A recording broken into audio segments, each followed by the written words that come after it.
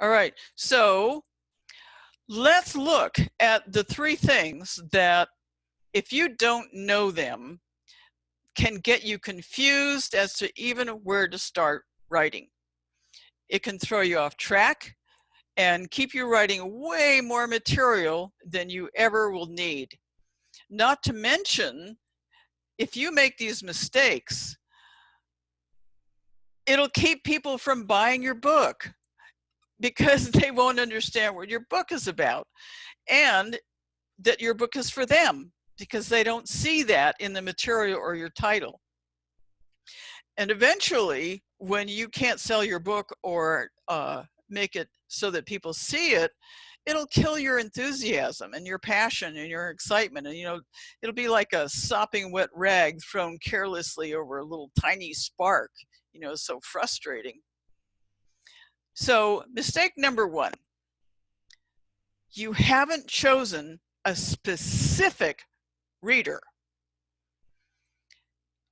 Have you ever picked up a book that you thought looked really interesting? You bought it and got it home only to find that part of it was for you, but the rest of it just didn't apply.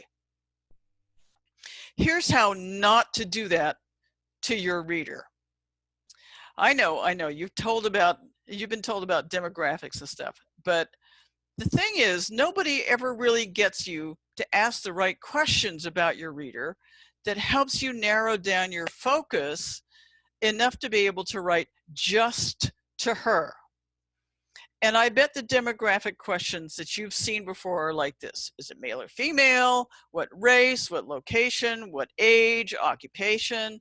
I mean, it sounds like a census, right? It's completely impersonal. So here's the way I want you to think of it. First, you think of your why. Why are you writing your book? Let's say you're an energy practitioner who wants to help people who are depressed, okay? So you start writing. Hold on a second here.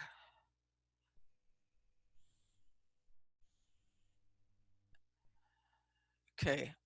I'm confused as to why Diane is the center of attention here and not me. Diane, it's not your fault. I'm going to take us off recording.